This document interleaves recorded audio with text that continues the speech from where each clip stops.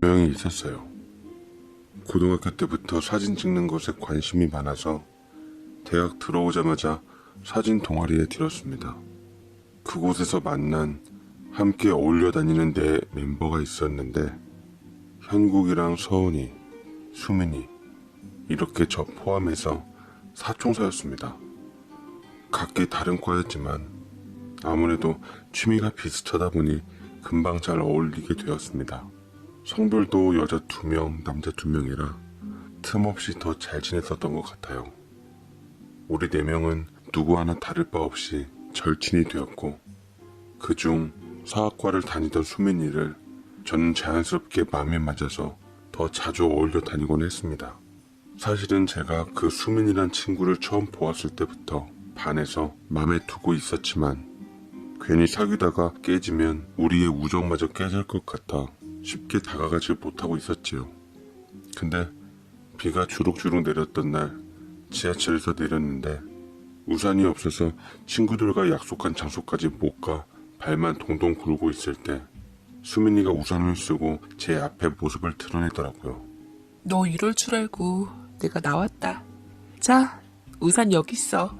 씩씩하고 와일드했던 그녀는 예기치 못한 비 소식에 당황해하고 있던 제게 우산을 내밀었고 저는 고맙다며 우산을 쓰고 같이 가게 되었는데 그만 비바람에 정작 그 친구 우산이 뒤집혀서 날아간 게 아니겠어요? 어쩔 수 없이 저는 그녀와 같이 우산을 쓰게 되었고 그날따라 한 우산에 둘이서 같이 쓰고 있는 느낌이 더 설레었습니다. 심장 뛰는 소리가 들릴세라 헛기침을 하며 그녀 쪽으로 우산을 더 씌운 뒤 저는 옆으로 피했는데 그때 그녀가 제 팔짱을 끼며 우산 안으로 당기더라고요. 하며 놀리듯 제게 빙그레 웃으며 말했습니다. 비 다 맞잖아. 왜? 내가 너무 예뻐서 설레갖고 자꾸 밖으로 나가냐, 자식아? 너 나 좋아하는 거 주변 사람들 다 알고 있어. 당연히 나도 알고. 뭐가 그렇게 무서워서 나한테 고백을 못하냐고. 아, 답답해. 무슨 소리야 그게. 비 진짜 많이 온다. 빨리 가자. 제가 창피함에 말을 돌리자 친구는 갑자기 우산을 잡은 제 손을 꽉 잡으며 말했습니다. 우리 사귀자. 내가 너 많이 좋아하는 것 같아. 뭐? 안 들려. 내가 요새 귀가 막혔는지 빗소리 때문에 잘 안 들린다. 나중에 얘기하고 얼른 가자. 너 좋아한다고. 우리 사귀자고. 나중에 얘기해도 똑같아. 내가 널 좋아한다고. 라고 우리의 데스티니가 시작되었고 저는 그녀의 고백에 심장이 폭발할 것처럼 두근거리다가 결국 그녀의 마음을 받아들이며 끝내는 연인 사이가 되었습니다. 그런데 쇼킹했던 건 저희 4명 친구들 중 형국이와 서은이도 이미 사귀고 있는 게 아니겠어요. 그래서 저희를 더 응원해주고 같이 있는 기회를 만들어 주었던 것이었습니다. 우리들은 서로가 배려 있는 연인들이었고 곧 연인에서 부부가 되었어요. 참 신기하고 재밌더라고요. 단짝 친구 4명이 어떻게 각각 부부가 되었는지 심지어 결혼식 날도 같았고 결혼식 장소도 같아서 앞뒤 타임으로 잡아 서로 축하해주고 신혼여행까지 같이 떠났습니다. 참 행복했던 시절이었죠. 그나마 서은이는 이미 아기까지 가진 상태여서 다행히 우리들과 출산일까지 똑같진 않았습니다. 친구 부부는 결혼한 지 5개월 만에 딸을 낳았고 저는 아내와 긴 시간 동안 사이에 아이가 생기지 않아 늘 신혼부부처럼 살았습니다. 형국이 부부네와는 신혼집마저 근처 아파트에서 살았는데 형국이 딸이 자라는 것을 보면서 아내는 그 딸을 때론 조카처럼 딸처럼 예쁘게 생각하며 옷이며 장난감이며 많이 챙겨주었습니다. 형국이는 뭘 또 이런 걸 사왔냐고 나중에 니들 애 태어나면 일시불로 갚으면 힘들 것 같다고 우스갯소리로 얘기했지만 그때마다 아내의 표정은 어두워졌습니다. 나도 저런 딸 하나 갖고 싶은데 아이가 왜 나한텐 찾아와 주지 않을까. 우리 사이가 너무 좋아서 아이가 낄 틈이 없을 것 같아 아직 찾아오질 않나 봐. 난 아이 없어도 당신만으로도 충분해. 평생 내 곁에 있어줘. 사랑해 여보. 라고 얘기해 줄 때마다 아내는 제 어깨에 기대며 미안함을 감췄고 저는 아이 때문에 아내를 신경 쓰이게 하고 싶지 않아서 더 많이 보듬어주고 신경 써줬습니다. 그 후로도 아이 얘기를 많이 꺼내길래 저는 그렇게 아이를 원하면 우리 병원에 한번 가볼까 얘기했지만 또 시험관 수술이 여자한테 많이 힘들다는 소리에 겁먹어 못 가겠다고 하더라고요. 그저 시간이 지나면 언젠가 우리에게도 아이가 찾아오겠지. 뭐 안 와도 우리 예쁜 아내가 있으니까 상관없고 서로 마음 편하게 먹자고 약속했는데 그때 거짓말처럼 아내의 임신 소식이 들려왔습니다. 아내는 설마 하는 마음으로 테스트를 해봤는데 화장실에서 뛰어나와 절 껴안고 환하게 웃었죠. 여보 설마 했는데 드디어 나한테도 아기가 생긴 것 같아. 2줄 나왔어. 이따 병원 가봐야겠다. 어떡해. 너무 행복해. 제발 꿈이 아니길. 라고 들떠서 얘기를 했는데 솔직히 아빠가 된 기쁨보다는 그때 그 순간 아내 얼굴이 너무 행복해 보여서 전 좋았습니다. 병원에서도 아내가 바라는 대로 임신이라고 하더라고요. 아내는 환호성을 지르며 만세를 불렀죠. 그게 결혼한 지 12년 됐을 때였습니다. 벌써부터 들떠서 아기 태명도 반짝이라고 짓고 출산용품이며 아기 옷들이며 쇼핑을 하는데 정말 못 말리겠더라고요. 아내는 임신한 후에 직장을 그만두고 친정으로 자주 나들이를 하며 부모님의 챙김을 받았습니다. 양가 부모님들도 여태 티는 안 내셨지만 새 생명 소식에 더할 나위 없이 좋아했어요. 가만히 있다가도 막 웃음이 나왔습니다. 사랑하는 아내 사이에서 제 아이가 생긴다니 그것만큼 가정에서 기쁜 일이 또 어디 있을까요? 아이를 만날 설레임에 하루하루 디데이를 세고 있었을 때 난데없이 서은이가 절 찾아왔습니다. 거래처 들른 김에 제가 일하던 회사랑 멀지 않아 점심이라도 같이 하자 해서 나갔는데 제게 불쑥 뭘 건네주더라고요. 이거 수민이 갖다 줘. 요새 업무 때문에 바빠서 만나기가 힘드네.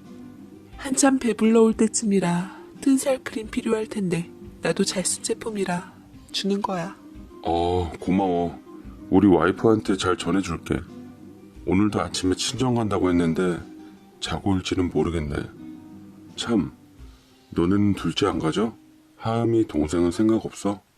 그러자 순간 얼굴빛이 안 좋아지며 찬물을 들이킨 여자친구였습니다. 짐짓 무거워 보이는 게 뭔가 문제가 생겼다 싶더라고요. 너희처럼 사이가 좋아야 둘째도 같지. 첫째 아이도 잘 못 돌보는 판에 무슨 둘째야. 너도 아이 낳아봐. 생활 자체가 달라질 거야. 애 낳고 난 후 아이 중심으로 흘러가다 보니 우리는 그냥 쇼윈도 부부나 마찬가지나 돼버렸어. 사랑하는 남녀가 아니라 그냥 아이의 엄마, 아빠 이렇게. 내가 뭔 소리 하는 건지도 모를 거야. 나도 그랬으니까. 형국이랑 무슨 일 있어? 어제 친구 녀석이랑 통화했을 때까지만 해도 아무 문제 없어 보였는데 와이프인 그 친구는 불만이 많았던 모양이었습니다. 아이 키우면서 남들 앞에선 본인이 다 도운 척 했다지만 실제로는 집안일도 육아도 손 하나 까딱 안 했다고 하더라고요. 그러면서 제 아내가 부럽다고 했습니다. 저처럼 스윗하고 좋은 남자랑 살아봤으면 좋겠다고 하는데 저는 손을 내저으며 아니야, 형국이가 나보다 낫지. 키도 크고 운동도 잘하고 멋지고 성격도 좋고 너희 아버지 회사에서도 인정받고 있다며. 난 내가 남자지만 형국이 너무 멋있고 좋더라. 사람들한테 인기 많은 게 충분히 이해돼. 그놈의 인기가 문제지. 어찌나 여자가 많이 따르던지 다 내가 우리 딸 봐서 참고 사는 거야. 이럴 줄 알았으면 수민이가 너 별로라고 했을 때 내가 현국이 말고 너를 택하는 게 맞았는데. 라며 훅 들어오는데 친구 사이에 농담으로 치고 좀 그래서 대화를 끊었어요. 근데도 여자친구는 포기하지 않은 채 끝까지 입을 쉬지 않더라고요. 정말이야. 그랬으면 수민이도 좋고 나도 좋고. 수민이가 원래 너 말고 현국이 좋아했던 건 아니? 수민이가 사실은 많이 힘들어 있었어. 그래서 힘든 맘 달랠 겸 너한테 갔는지도 모르지. 라고 얘기를 하는데 얘가 갑자기 왜 이러나 싶었습니다. 선을 넘는 느낌이더라고요. 저는 그만하라며 바쁘다는 핑계로 먼저 자리를 일어섰습니다.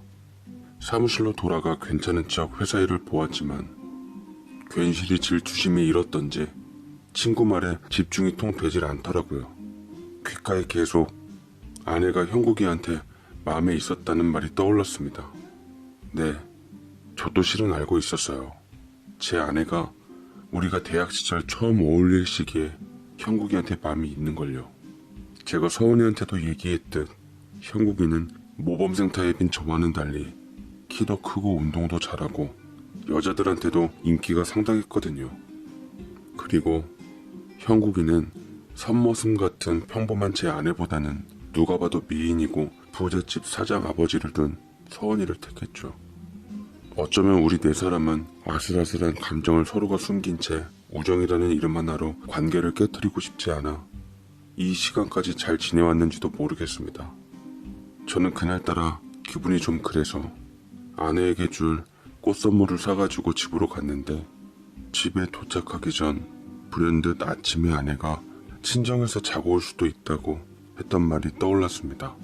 허탈한 마음에 아파트 벤치에 앉아 잠깐 쉬고 있었는데 근데 그때 눈에 익숙한 외제 고급 SUV가 등장하더니 그곳에서 낯익은 모습들이 비춰졌습니다.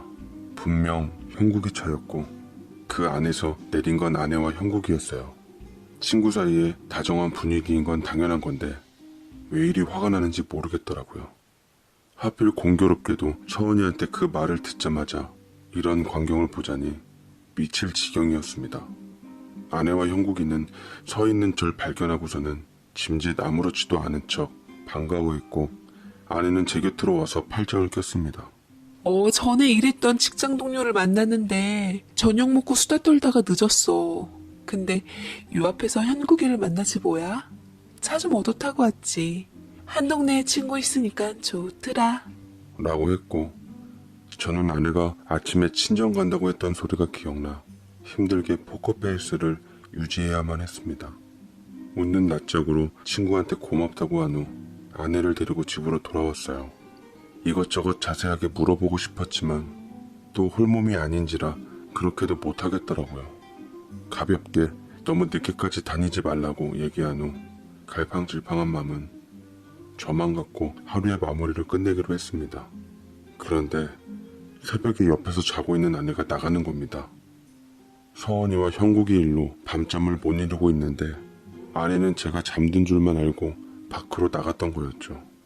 기척을 눈치채고 아내들을 조심히 보니 아내가 베란다에서 까만 하늘의 별을 보며 누군가와 즐겁게 통화를 하고 있었습니다. 남편은 자고 있지.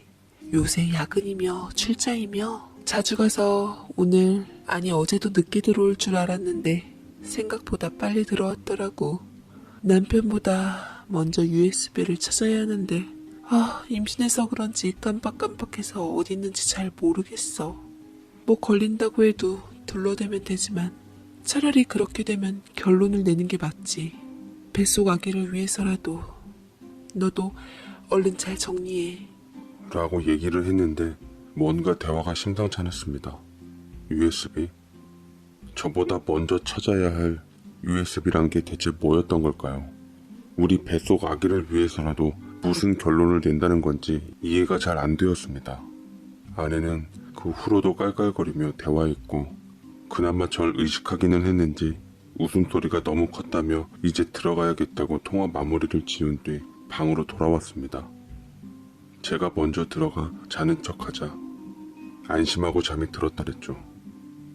그 이후부터 수상한 아내의 낌새에 전 피가 말라갔고 그렇다고 아내에게 별다른 증거도 찾지 못한 채 하루 이틀 불편한 마음을 갖고 살아가고 있는 그때 야근하고 있던 제게 연락이 왔습니다.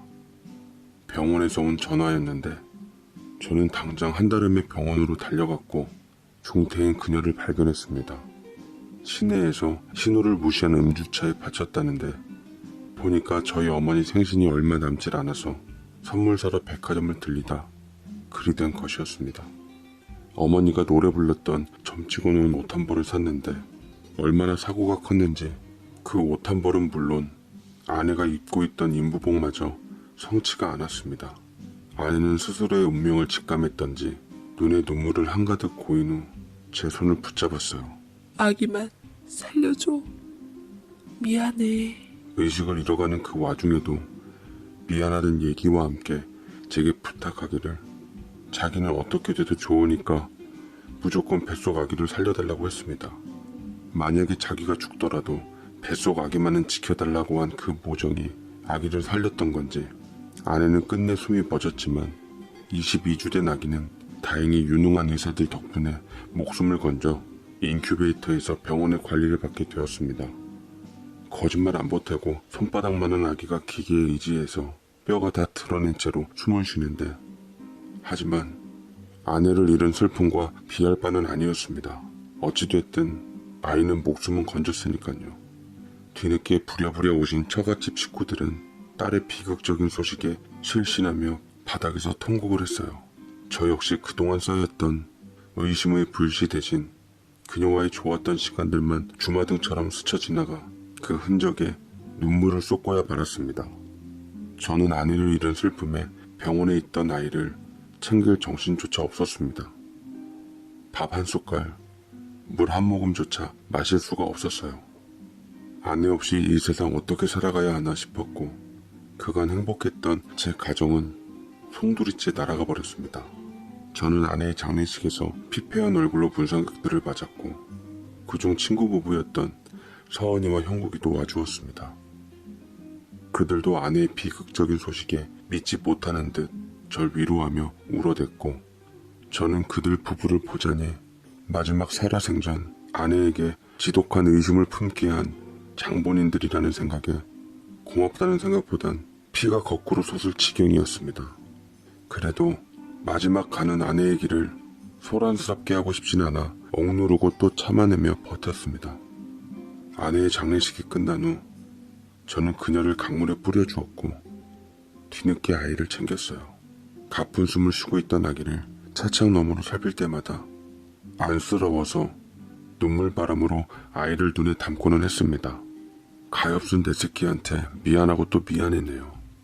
아기를 봐서라도 정신을 차리는 게 맞았는데 도무지 혼자 살아갈 용기가 나질 않더라고요.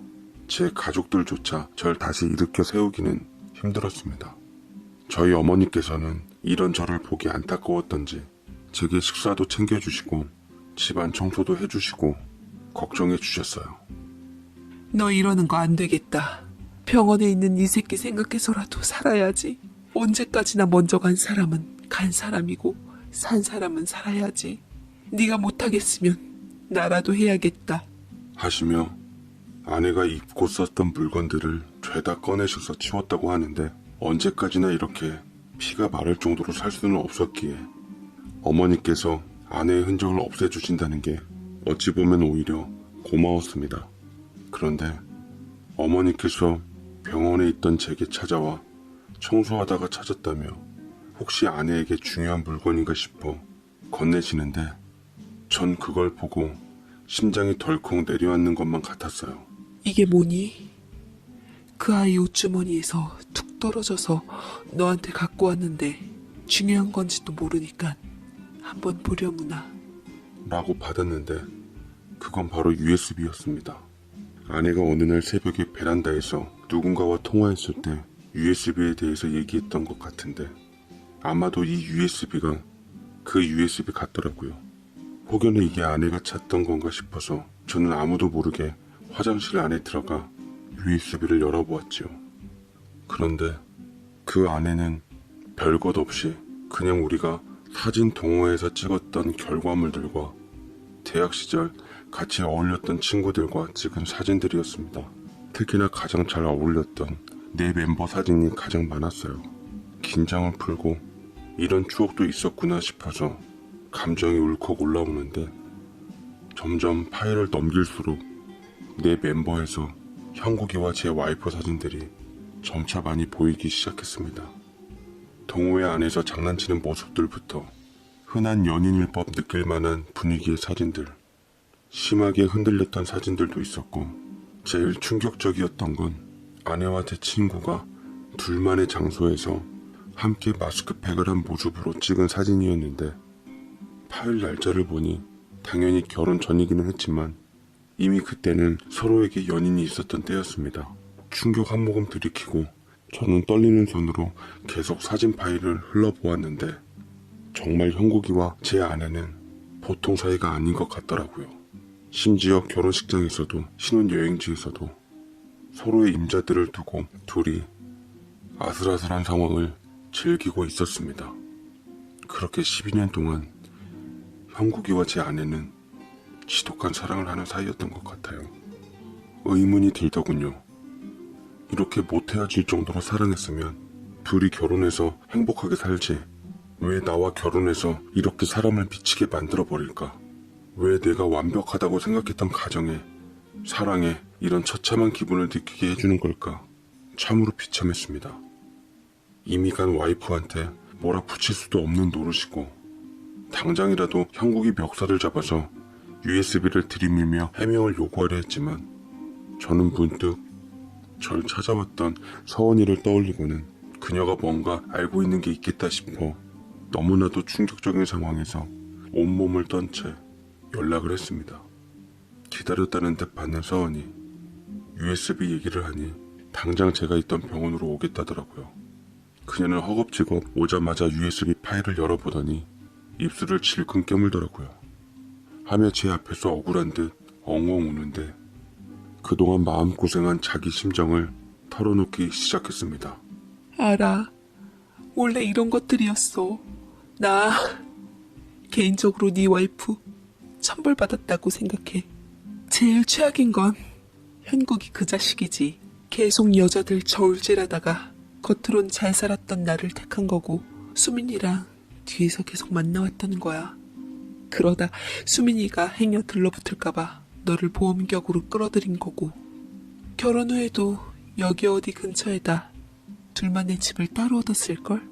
네 와이프는 친정 갔다고 거짓말을 했을 테고 그 자식은 출장 간다고 거짓말한 후 둘이 만났겠지. 뱃속 아기도 아마 그 자식 아이일 거야. 나도 그날 새벽에 그 자식이 전화통화하는 거 들었는데 아이 생겼으니 슬슬 나랑 정리할 준비하겠다고 하더라. 그러면서 조금만 참자고 하는데 숨어서 듣는데 정말 뒤틀려서 정신이 나가는 줄 알았어. 어차피 넌 네 와이프 보냈으니 USB 필요 없을 것 같으니 이건 내가 가져갈게. 라면서 달라고 하는데 갖고 있어봤자 독이 될 그 USB를 저는 서은이한테 넘겨주었고 저는 황망하게 병원에 있었습니다. 500g대의 작은 아이를 보면서 정말로 저 지켜주고 싶었던 아이가 내 아이가 아닌가 싶어 절망감에 숨조차 잘 쉬어지질 않았어요. 살겠다고 꿈틀거리는 아기를 보고 있노라니 마음이 아팠지만 저는 이 아이에 대해서 어떻게 받아들여야 할지 도무지 판단이 서질 않았습니다. 허나 그 아기는 치료 중에 뭔가 잘못되어 끝내는 작은 몸에 죄 없는 생명 어미 곁으로 가고 말았고 마지막으로 그 아이의 유전자 검사를 진행했는데 혹여나가 역시나 형국이 아이가 맞았던지라 서은이한테 그것마저 건네주게 되었습니다. 서은이는 결국 그걸로 형국이와 이혼하게 되었고 그 녀석은 맨몸으로 탈탈 털려 쫓겨나게 되었습니다. 서은이는 제 덕분에 원활하게 이혼할 수 있게 됐다며 고맙다고 제게 돈 봉투를 건네더라고요. 저는 아비마저 나 몰라 내버려뒀던 가엾은 아이의 장례를 치러주었습니다. 저 역시 형국이한테 상간남으로서의 소송과 아이의 막대한 치료비 소송까지 진행하고 승소하게 되었어요. 그렇지만 제게 돌아오는 건 상처밖에 없었습니다. 아내는 형국이를 진심으로 사랑한 게 맞았던 것 같아요. 저와 사이에서 아이를 안 가지려고 지속적으로 노력을 했고 형국이와는 아이를 가지려 또 지속적으로 노력을 했던 것 같습니다. 형국이 아이를 가졌다고 했을 때 기뻐했던 아내의 얼굴이 아른거리는 게 절 아직도 멍들게 합니다. 내 아이를 가져서 그토록 기뻐하는 거라 생각했는데 답은 형국이한테 있었던 거죠. 그토록 사랑하는 사람의 아이와 함께 있는 지금 그녀는 하늘에서 행복해하고 있을까요? 그녀가 가기 전 제게 아이를 부탁한다고 한 후 미안해라는 한마디가 떠오릅니다. 그 마지막 한마디로 저는 12년간의 결혼 생활의 마지막 위안으로 삼아야 하겠지만 아마도 그 편이 저를 위해서라도 맞겠지만 참 그게 잘 되질 않습니다. 하고픈 말이 산더미처럼 있게 연락이 오더라고요. 민철아, 너 혹시 참한 여자 하나 있는데 한번 만나보련? 내가 옆에서 지켜보니까 아주 착하고 마음씨가 곱고 좋더라. 아주 맏며느리감이야. 나이가 좀 있어서 한번 갔다 온 줄 알았더니만 그것도 아니고 너랑 똑같은 처지더라. 너도 이제 나이가 있으니 안정적이게 가정 가지며 살아야지. 저는 잠시 생각 후 어머니께 알겠다고 하고 어른들에게 참한 여자라 하면 펑퍼짐하고 후덕하게 생긴 여자려니 별 기대는 안 하고 나갔습니다. 거기다 첫 만남부터 시간 약속을 그렇게 잘 지키는 편도 아니었고 무려 30분이나 늦어서 어지간히 등 떠밀려 나왔구나 싶었습니다. 적당히 차 마시고 헤어지려고 돈 많이 드는 점심시간대가 아닌 3시 정도의 시간을 잡았고 이건 어차피 차일 인생 돈이라도 덜 쓰자 인생 경험에서 나온 거였죠. 핸드폰 하면서 물 마시며 기다리고 있는데 여자가 기척도 없이 다가와 제 앞에 서더라고요. 안녕하세요. 하미나라고 해요. 늦어서 죄송합니다. 처음 뵐게요. 라고 나긋나긋한 음성이 들려오는데 그런데 저는 고개를 들고 그만 깜짝 놀라고 말았습니다. 제가 그때 아내를 처음 만났을 때 40대 중반 정도 되었었고 아내는 저보다 3살 어린 40대 초반이라고 했었거든요. 그런데 아무리 봐도 자그마한 체구 때문인지 많게 봐도 30대 초반으로밖에 보이질 않는 거예요. 거기다 작은 얼굴에 오밀조밀한 이목구비는 간만에 절 긴장하게 만들었습니다. 어머니의 말 그대로 참하더라고요. 저는 그 여자분과 함께 차를 마셨고 대화를 이어나갔어요. 여자는 말수가 그리 많은 편은 아니었지만 제 말 한마디 한마디에 리액션을 취해주어서 급 호감이 되었죠. 저를 편안하게 해주는 그녀에게 저는 식사를 제안했고 용기 있게 애프터를 난생 처음으로 신청했는데 그 덕분에 아내와 첫 연애를 하고 얼마 지나지 않아 결혼을 하게 되었습니다. 아내는 부모님 2분을 다 여의고 친오빠랑 같이 살았다고 하더라고요. 10살 정도 터울이 있었던 터라 부모 삼아서 어린 여동생을 다 챙겨주었다고 하는데 아내를 이렇게 올곧게 자라게 해주어서 제가 더 고마웠습니다. 상견례 때 아내의 오빠를 처음 보게 되었는데 다만 아내랑 하나도 안 닮으신 외모로 제 손을 잡고 점잖게 말씀하더라고요. 내 동생 좀 잘 부탁해. 내가 부모님 돌아가시고 애지중지 돌봤던 동생이야. 내 걱정 때문에 홍기도 놓쳤지만 자네처럼 좋은 사람을 만나서 나도 기쁘네. 우리 동생한테 잘하면 내 평생 은인으로 알 테니 잘 좀 부탁하네. 라면서 제 2손을 잡고 신신당부를 했었더랬죠. 저는 아내의 애틋한 가족사에 심장이 뭉클해지며 아무 걱정 마세요. 제가 아내만큼은 정말 귀하고 평생 여왕님처럼 모시며 살도록 할게요. 라며 얘기를 했고 형님은 저를 믿는 듯 어깨를 툭툭 치며 고맙다고 말을 해서 훈훈하게 마무리가 됐더랬죠. 하지만 정작 형님은 아내의 결혼식 날 오질 않았고 이유는 어이없게도 바쁘다는 이유였습니다. 조그맣게 사업을 하고 계시다고 했는데 물건을 떼다가 동남아 쪽으로 수출을 하는 사업인지라 바이어와의 약속을 철두철미하게 지켜야 한다고 했어요. 하지만 그래도 하나뿐인 여동생의 결혼식까지 불참하는 건 좀 그랬습니다. 아내는 오빠가 비록 안 왔지만 의뢰 바빠서 그러려니 이해한다고 별 개의치 않는 것 같았어요. 진심인지 아닌지 모르지만 아내는 정말로 오빠를 이해하는 듯 아무렇지 않아 보이기는 했습니다. 그래도 저는 아내를 사랑하고 아끼는 마음에 행여 섭섭하고 마음이 울적할까봐 싶어 감싸 안아주며 이제는 내가 당신 오빠고 남편이고 가족이야. 절대로 외롭거나 힘들지 않게 할 테니까 앞으로 나만 따라와. 알았지? 아내는 고개를 끄덕거리며 덤덤히 고맙다고 말했습니다. 그렇게 우리는 결혼식을 올렸고 저를 보며 하염없이 감동 아래 통곡하는 어머니를 뒤로하고 아내와 행복한 신혼여행을 떠났습니다. 아내 역시 검소한 편이라 한 번뿐인 신혼여행을 외국으로 가려 하지 않고 가볍게 국내 여행을 하자고 하더라고요. 저는 그때까지만 해도 제 개인 차량이 없어서 이 기회에 가족을 위한 차량을 한 대 마련하기로 했습니다. 중형 SUV를 마련했는데 그것도 아내가 자기가 번 돈이 있다며 제게 일부 보태주기도 했어요. 얼마 안 되는 돈이기는 했지만 저를 생각해주는 아내의 마음이 고마워서 더 사랑스러워졌습니다. 일주일간 국내 신혼여행을 차로 다녀온 다음 미리 마련해놓은 아파트에서 생활을 했습니다. 전세를 줬던 집이라 내보내고 최소한으로 리모델링을 하고 나서 들어갔는데 정말 더할 나위 없이 행복했어요. 마침 동네가 뉴타운으로 지정되고 주위 거대한 상업시설들이 들어옴으로써 아파트 값은 제가 산 금액의 무려 3배나 올랐습니다. 아내가 복덩이 같았습니다. 정말 세상 살만 나더라고요. 아내는 저와 결혼하고 나서도 종종 시어머니 가게에 나가서 일을 도우며 고부간의 관계를 단단히 했습니다. 세상에 이런 효부가 또 어디 있겠니? 네가 느지막히 여자복 하나는 있나 보다. 이제 떡두꺼비 같은 아들 하나만 떡하니 낳으면 더 바랄 것이 없겠구나.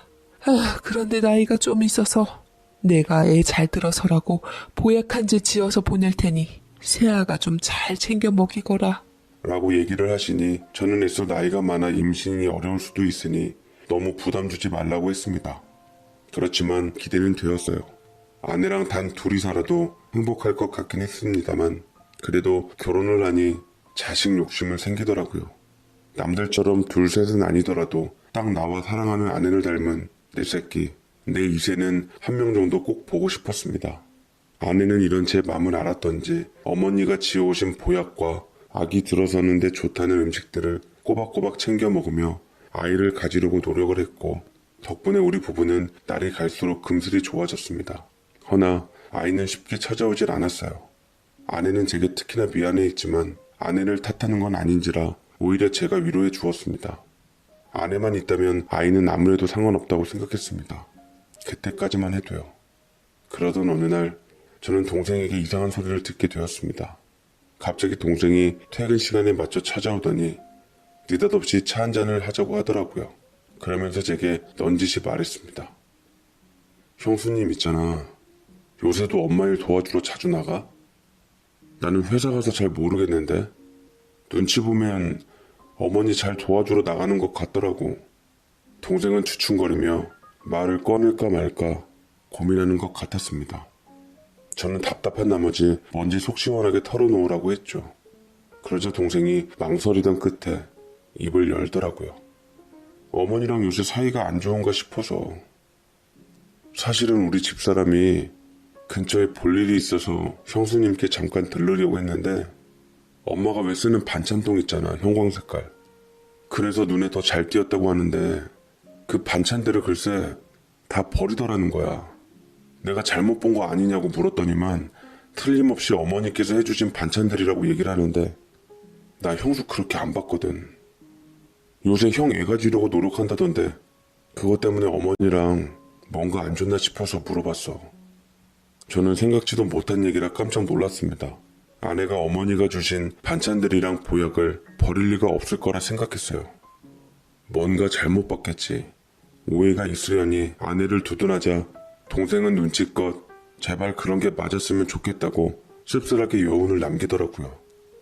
그리고 한 가지 덧붙였습니다.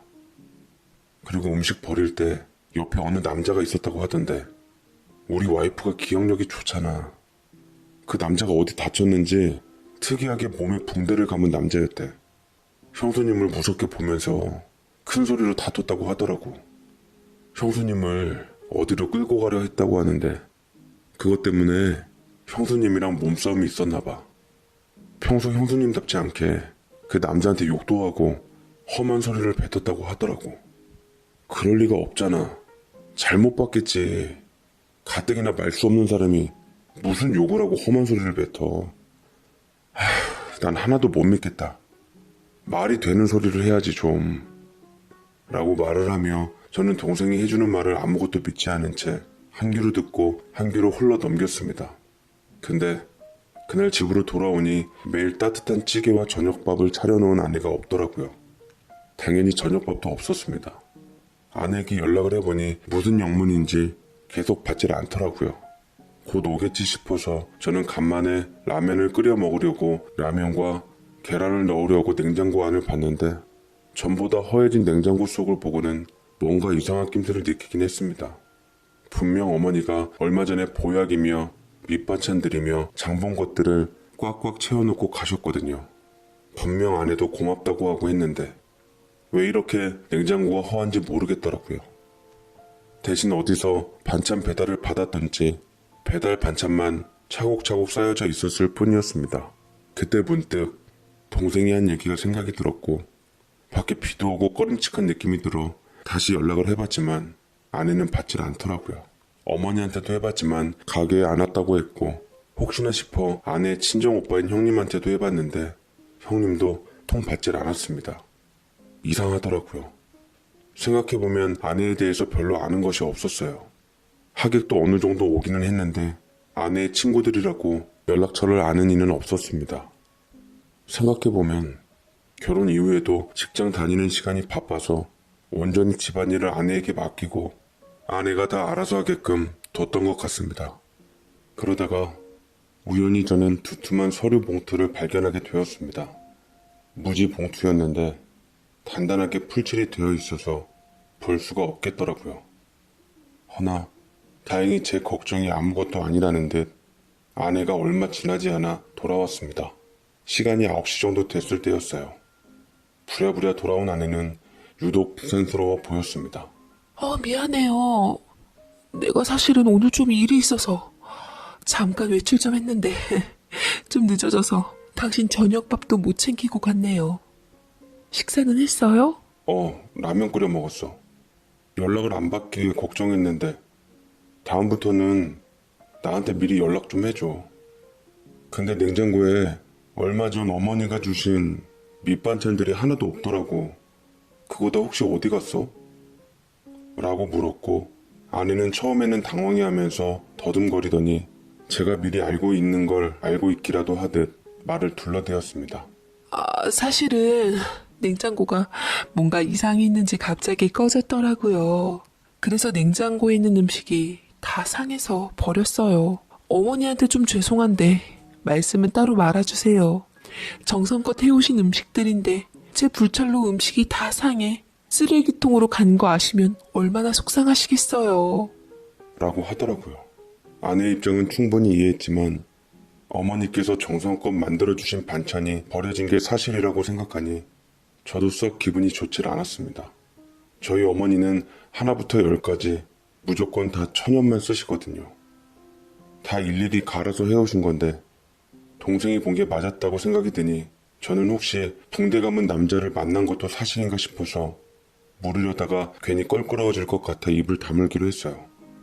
그렇게 하루 이틀이 지나고 아내의 내조를 받으면서 지내니 점차 또 잊혀져 가더라고요.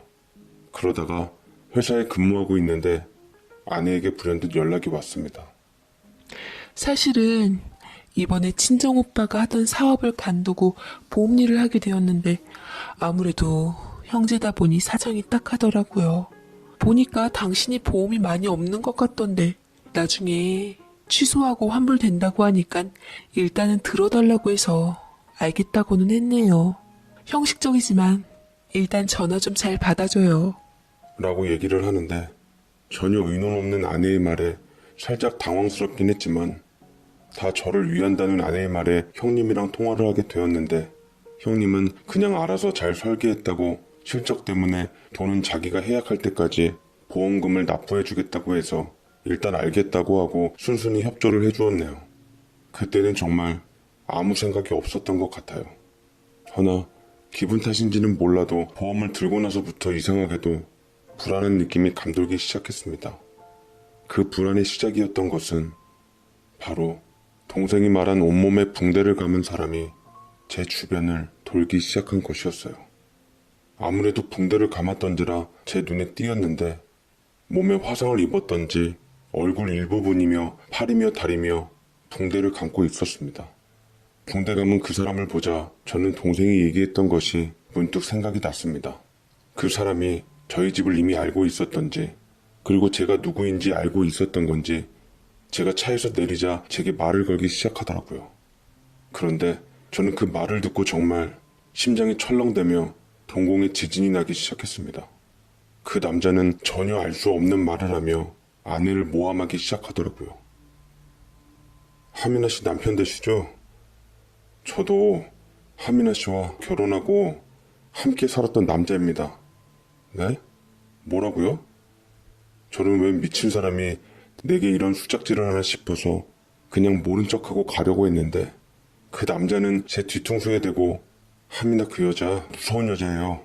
나도 웬만하면 돈 때문에 참으려고 했는데 이 인간들이 계속 날짜를 어기니 얘기하러 왔어요. 내가 이꼴로 사고를 당한 것도 다 그 여자 때문이라고요. 그 남자가 설계하고 그 여자가 내가 탄 여보! 차에다 그 남자가 뭐라 말하려던 찰나 아내가 나타나서 날카롭게 소리를 질렀습니다. 아내는 저를 뒤로 미루고 그 남자 앞에 와서 악을 썼지요. 도대체 나한테 왜 그러는 거예요? 여보, 이 사람 말 다 믿지 말아요. 내 스토커예요. 내가 다시 한번 나한테 이럴 시 절대 용서 안 한다고 했죠. 경찰에 신고하기 전에 얼른 가요. 남의 가정 망칠 생각하지 말고. 라고 얘기를 하니 붕대 감은 사나이는 뭐라고 한마디를 더 하려다 입을 다물고 순순히 그 자리에서 물러서며 갔습니다. 대신 눈짓으로 제게 뭔가를 신호하며 슬쩍 배수구 쪽에다가 무언가를 떨어뜨리더라고요. 괜히 찝찝하고 섬뜩했어요. 아내는 눈치 못 챈 듯 겁먹은 듯 오들오들 떨며 제 품 안에서 울었습니다. 여보, 나 무서워요. 저 사람 당신하고 만나고 있을 때부터 계속 저를 쫓아다니는 사람이에요. 그래서 우리 오빠가 저 사람으로부터 날 지키려고 노력했어요. 당신한테 말하면 가만 안 두겠다고 해서 입 다물었는데 당신도 모든 걸 알아버렸으니 이젠 당신이 날 지켜줘야 해요. 부탁해요. 라고 얘기를 하는데 저는 아내를 가만히 안아주며 지켜주겠다고 했지만 이상하게 석연찮은 예감이 들어 내내 맘에 걸렸어요. 특히나 마지막에 남긴 말. 그 남자가 설계하고 그 여자가 내가 탄 차에다. 바로 그 말. 그 여자라는 건 아내를 뜻하는 것 같았고 그 남자는 대체 누구였던 걸까 싶었죠. 그 남자가 제 눈앞에 나타난 후 내내 꿈자리도 사납고 등골이 오싹해질 때가 가끔 있었습니다. 그리고 붕대 감은 남자가 차를 가리키며 사고가 났다고 한 듯한 것 같아 특별히 제가 타고 다니는 차도 점검을 맡긴 후에 안심을 하고 타고 다녔습니다. 아내는 그 이후에 저를 신경 쓰지 않게 하려고 많이 노력을 하는 것 같았어요. 거짓말같이 그 붕대 감은 남자도 더 이상 제 앞에 나타나질 않았습니다. 잠잠하고 고요한 시간이 흐르자 인간은 망각의 동물이라고 현실에 안주하고 살면서 쳇바퀴 도는 인생을 살고 있었는데 그날따라 출장에 잡혀 장거리 운전을 하게 되었어요. 차를 사고 처음으로 장거리 운전을 하는 거라 정신을 바짝 차려야 했죠. 하필 비까지 우수수 떨어져서 저는 긴장을 했습니다. 그래서 웬만하면 규정 속도를 지키며 내비게이션이랑 번갈아 보며 가고 있는데 갑자기 내비가 목통이 되기 시작하더라고요. 불안하기도 하고 저는 차를 멈춘 후 휴대폰 내비를 켜려고 차를 세우려고 했는데 그런데 이상하게 브레이크가 말을 듣질 않는 겁니다. 몇 번이나 차를 멈추려고 했지만 세워지질 않았고 저는 비상 깜빡이를 켜며 사이드 브레이크를 걸었지만 도통 말을 듣질 않았습니다. 가급적 침착하게 대응하며 시동을 껐는데 이미 내리막길에서 가속도가 붙은 상황이라 저는 눈을 질끈 감고 끝내 가드레일을 밟고 말았어요. 그대로 정신을 잃었고 다시 눈을 떴을 때는 병원이었을 거예요. 정신을 차린 저는 몸이 돌덩이처럼 무거운 것을 느꼈고 제 앞에서 어머니와 동생이 걱정스러운 눈길로 바라보는 것을 보았습니다. 그리고 기분 탓인지 저 멀리서 아내와 그의 오빠가 저를 매섭게 노려보는 건 역시 느끼게 되었죠. 정말 섬뜩하더라고요. 자꾸만 붕대 감은 사나이가 제 귓가에 그 남자가 설계하고 그 여자가 자꾸 그 말이 떠오르며 저는 비로소 뭔가를 설계했다던 남자가 아내의 친정 오빠인 것을 본능적으로 알게 되었습니다. 온몸에 소름이 돋기 시작하면서 지금은 안 보이는 붕대 감은 사나이가 과연 잘 살고 있는지 그 와중에도 궁금해졌습니다. 제가 눈을 뜨자 의료진들이 와서 저를 살폈고 멀리 스산한 눈빛으로 보고 있던 아내와 친정 오빠가 안색을 싹 바꾸며 제게 다가오는데 저도 모르게 겁이 나서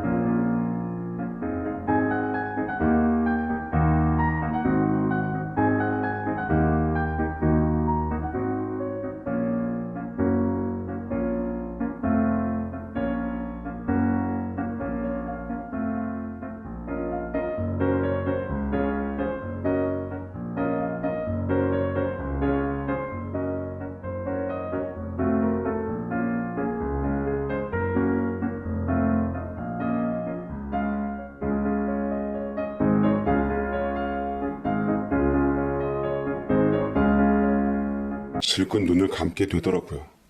아내의 친정오빠인 형님은 걱정스러운 목소리로 절 겁먹게 했습니다. 매제 괜찮아?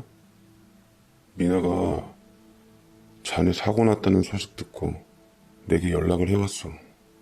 브레이크 고장이라던데 그래도 이 정도였기에 망정이지. 정말 큰일 날 뻔했어. 저는 입을 꾹 다물고 복잡하고 씁쓸한 심경을 어떻게 표현해야 할지 모르겠다 싶었습니다. 아내는 그것이 섭섭했던지 옆에서 간호하며 한마디 하더라고요. 너무 하는 거 아니에요? 그래도 우리 친정오빠가 당신 사고 났다고 해서 와가지고 다 사고 수습해주려고 노력하고 또 얼마 전에 들은 보험금 수령을 위해서 얼마나 노력을 해주었는데 우리 오빠가 가입하고 내준 보험으로 어느 정도 보상도 받게 되었는데 고맙다고 한마디는 못할 망정 그렇게 굳어서 있어야 하냐고요. 라고 하는데 그때도 전 아무 말도 못하고 빨리 병원에서 나가 여러 가지 좀 알아봐야겠다 싶었습니다. 제가 출장 가기 전 분명 차량 검사를 해보았는데 아무 이상이 없다고 했었거든요. 찜찜한 건 해결을 봐야 한다는 제 성격으로 저는 병원을 퇴원하자마자 몸을 움직이며 알아보기 시작했는데 아무래도 몸이 안 좋다 보니 한계가 있었습니다. 이런 저를 도와준 게 친동생이었죠. 저는 동생이랑 이런저런 얘기를 하며 속에 있는 말들을 꺼내놓았는데 동생도 영 석연치 않았던지 아내와 붕대 감은 사나이 그리고 아내의 친정 오빠까지 알아보기로 했어요. 물론 아내와 주변 사람들에게는 절대 내색하지 않았습니다. 처음에는 무슨 탐정놀이 하는 거 아닌가 내가 과대망상을 하고 있나 싶었지만 한 달 후쯤 친동생이 알아본 정보는 저를 정말 경악해 하기에 충분했습니다.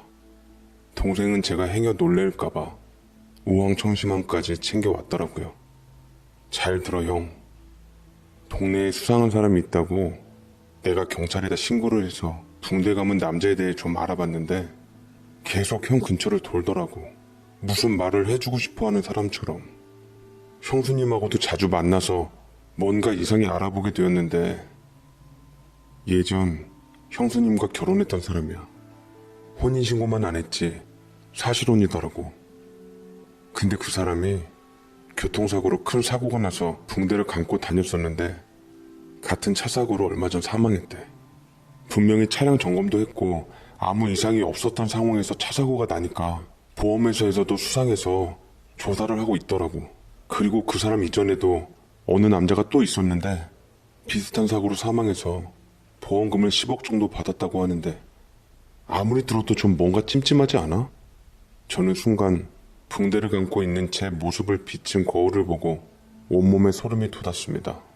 그리고 저는 생명의 위협을 느끼기 시작했죠.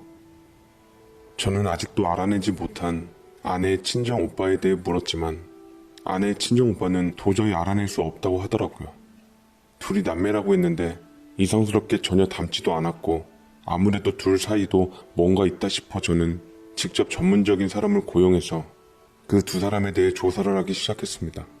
그리고 저는 잠시 몸이 안 좋다는 이유로 아내를 한사코 거부하며 제 친어머니와 함께 있겠다고 바득바득 우겨서 아내를 겨우 떼어냈어요. 아직까지 저를 노려보던 아내를 잊을 수가 없습니다. 아내가 부들부들 떨며 가증스럽게도 오열을 하더라고요. 나 알아요. 당신이 나 의심하고 있는 거. 하지만 정말 당신의 과대망상일 뿐이에요. 도련님한테 무슨 얘기를 들은지 모르겠지만 나는 당신의 사고와 무관하고 결백해요. 그냥 당신은 운이 나빴던 거라고요. 아내의 얘기를 듣고 보니 더 어이가 없을 지경이었어요. 보통 잠깐 어머니께 있는다고 하면 이렇게 얘기하지 않지 않나요? 내가 뒷조사를 한 거를 알아서 찔렸던지 내가 하는 생각을 아는 건지 어디에 도청장치나 카메라가 설치되어 있다는 생각도 지우지를 못했습니다. 왜 내가 처음이라고 속였냐고 그 전에 붕대 감은 남자를 포함해서 남자 3명과 사실혼 관계를 유지했다면서 무슨 목적으로 날 속이고 나와 결혼한 건지 묻고 싶었지만 아직 아내와 친정 오빠의 관계가 밝혀지지 않았기에 속 시원히 묻지도 못하고 도망치듯 나왔어요. 단 저 역시 아내의 추한 낯짝을 확인하기 위해 초소형 카메라를 교묘의 침대 근처에 숨겨 나오는 걸 잊지 않았죠. 교통사고로 몸이 아프다는 이유로 직장도 당분간 쉬기로 했습니다. 저는 어머니 집에서 아내를 감시하며 아내가 부디 덫에 걸리길 간절히 바랬고 그 걸리는 시간은 정말 예상외로 빨리 찾아왔습니다. 제가 어머니께 간 바로 당일날 친정 오빠를 방에 불렀던 거죠. 내가 있을 적의 그들의 사이와 내가 없을 적의 그들의 사이는 너무나도 달랐습니다. 긴 말은 하지 않겠습니다만 내가 없을 때 그들의 모습은 흔한 연인들의 모습이었어요. 그때 알았습니다. 그 둘의 사이가 사실은 남매가 아니라 연인이었다는 것을요. 아내는 초조한 듯 자기라는 호칭을 쓰며 그녀의 친정 오빠, 아니 내연남을 붙들더군요. 허나 그 두 사람의 대화는 들으면 들을수록 너무 가슴이 아파서 정말 그녀를 사랑했던 제 진심을 짓밟히는 것만 같아 한없이 목 놓아 울었습니다. 제 동생과 저는 정식으로 아내와 아내의 친정 오빠를 고소했고요. 때마침 보험사로부터 그 두 사람이 역시 고소당한 상태더라고요. 아내는 제 예상대로 친정 오빠가 아닌 내연남 사이가 맞았고 저와 혼인신고는 안 한 상태였던지라 갈라지는 것도 쉬웠습니다. 다행이라고 해야 할지 불행이라고 해야 할지 어머니께서는 제일 마음 아파하시더라고요. 1심에는 그들이 저지른 죄에 대한